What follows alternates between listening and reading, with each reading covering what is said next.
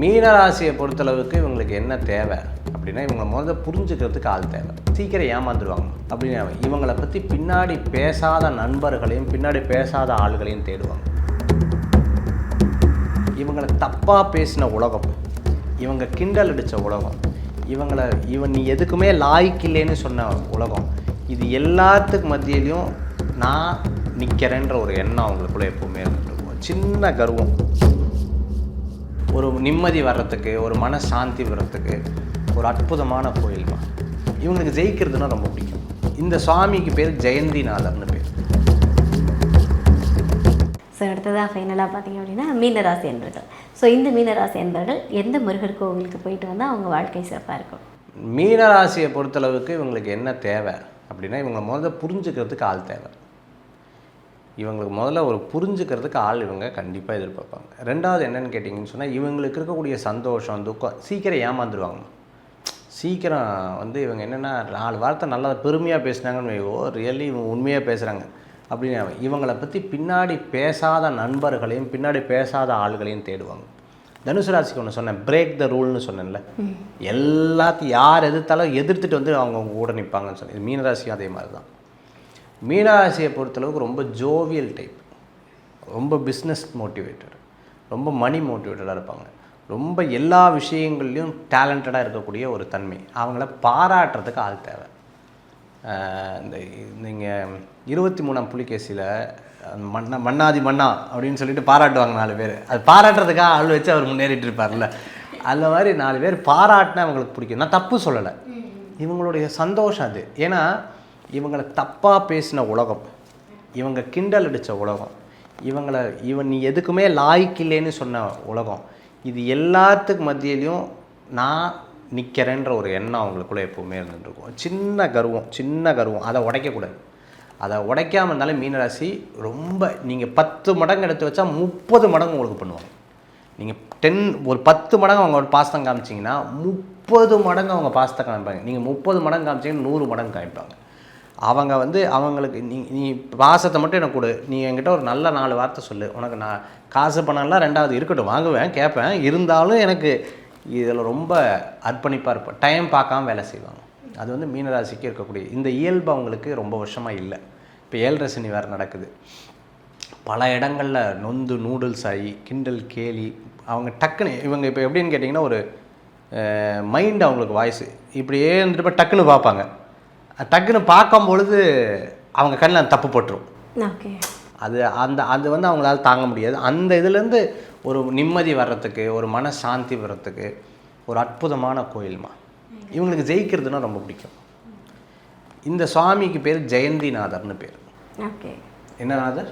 ஜெயந்திநாதர். இங்கே ஒரு உற்சவர் தனியாக இருக்கார். அந்த உற்சவருக்கு பேர் சண்முகர்னு பேர். உள்ளே இருக்கக்கூடிய மூலவருக்கு செந்திலாண்டவர்னு பேர். இது திருச்செந்தூர் முருகன் தான்.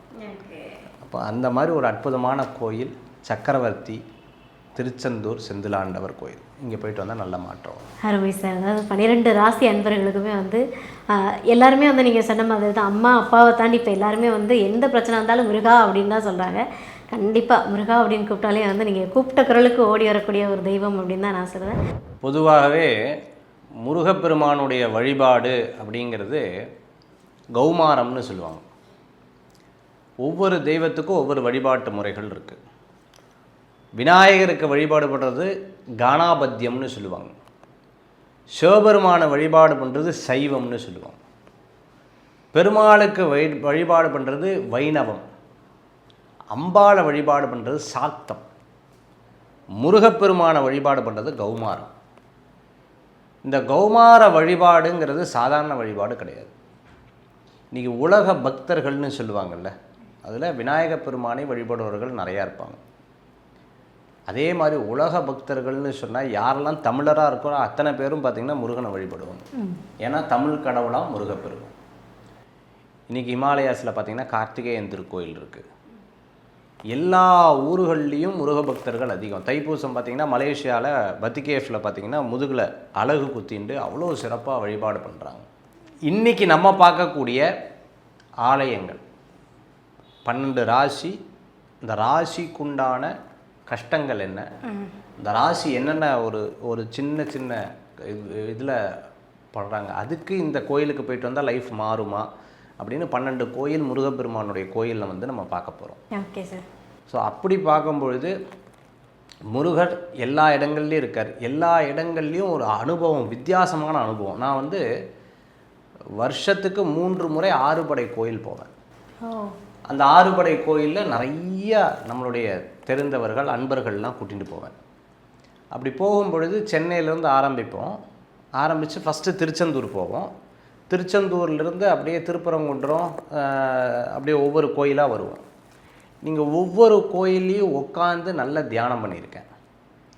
ஒவ்வொரு கோயிலும் ஒவ்வொரு அனுபவம், ஒவ்வொரு கோயிலையும் ஒவ்வொரு விதமான சக்தி, ஒவ்வொரு விதமான ஒரு இயக்கம், ஒவ்வொரு விதமான மாறுதல், ஒவ்வொரு விதமான அனுபவத்தை முருகப்பெருமான் கொடுக்குறாரு.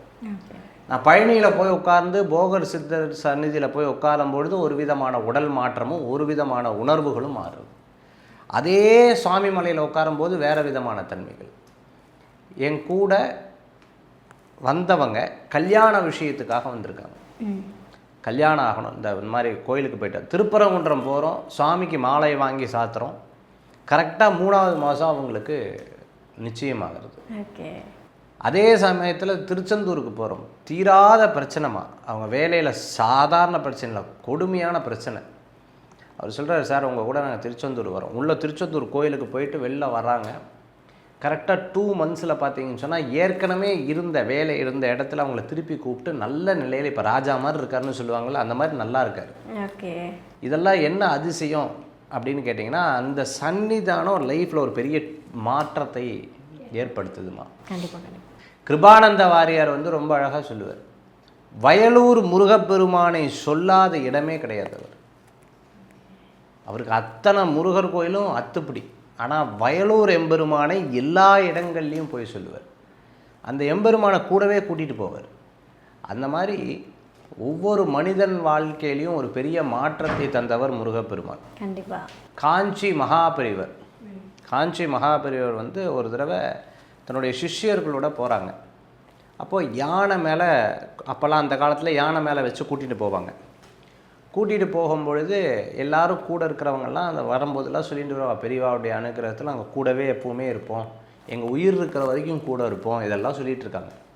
அவர் அதை கேட்டுட்டே வரும்பொழுது என்ன ஆகிறது, ஒரு இடத்துல இப்படி போகும்போது யானை வந்து குழியில் இறங்குது.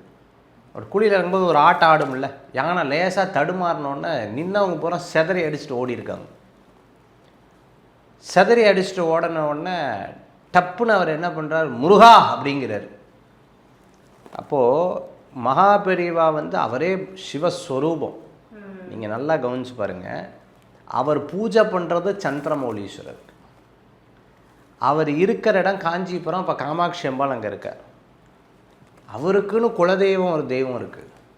ஆனாலும் ஏன் முருகாங்கிற ஞாபகம் வந்துடுச்சு அப்படின்னு கேட்டிங்கன்னா, ஒவ்வொரு மனிதனுடைய வாழ்க்கையிலையும் ரொம்ப கஷ்டம் வரும்போது, ரொம்ப வலி இருக்கும்போது, ரொம்ப வேதனை இருக்கும்போது ஃபஸ்ட்டு அம்மானு கூப்பிடுவோமா, அடுத்தது கதறி அழுத அப்பான்னு அழுவோமா, 3வது யாரை செய்வோம்னா நம்ம இஷ்ட தெய்வத்தை கூப்பிடுவோமா, 4வது தான் மற்ற தெய்வங்களை நாம் வந்து வழிபடுவோம் அப்படின்னு மகாபெரிவா வந்து சொன்னார். அந்த மாதிரி முருகன்கிற வழிபாட்டுக்கு, முருகன்கிற நாமத்துக்கு ஏதோ ஒரு குடுப்பினை, நாம் 2 பேரும் உட்காந்து இதை பேசுகிறோம், இந்த குடுப்பினையே அவன் அருளால் இருந்தால் தான் முடியும். அதுதான் அப்பேற்பட்ட அந்த அற்புதமான விஷயத்தை இன்றைக்கி 12 ராசிக்கும் எடுத்து பார்க்க. கண்டிப்பாக சார். அதாவது வந்து ஆறுமுகனை அருளிடம் தினமும் அனுதினமும் ஏறுமுகமே அப்படின்னு ஒரு விஷயம் சொல்லுவாங்க. முருகனை நினச்சாலே வந்து தினசரி ஏதோ ஒரு முன்னேற்றத்தை நோக்கி கண்டிப்பாக நம்ம போயிட்டே தான் இருப்போம்.